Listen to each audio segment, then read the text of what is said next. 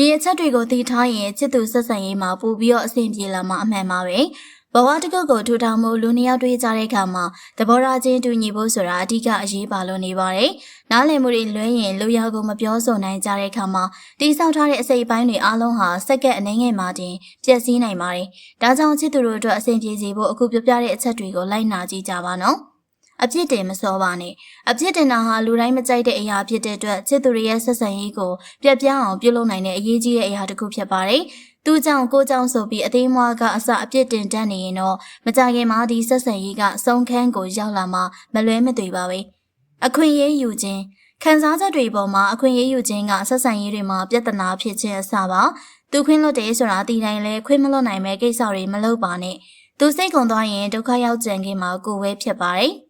ဂယုမဆိုင်ခြင်းအစဉ်ပြေနေတဲ့မြင်တိုင်းအစဉ်ပြေနေတာမဟုတ်ပါဘူး။တင်းရဲ့ချစ်သူကတင်းကိုယုံကြည်အားထားနိုင်တဲ့သူအဖြစ်သတ်မှတ်ထားပြီးသားဖြစ်လို့သူရဲ့ပြဿနာတွေကိုမျှဝေလာတဲ့အခါဘယ်တော့မှဂယုမဆိုင်ပဲမနေပါနဲ့။အခုပြပြတဲ့အချက်တွေကနှစ်ဦးနှစ်ဖက်စလုံးနားလည်ထားရမယ့်အချက်တွေဖြစ်တဲ့အတွက်ဆက်ဆံရေးတိုင်းမှာအစဉ်ပြေချုံးမွေးကြစေဖို့ရည်စူးလိုက်ပါရရှင်။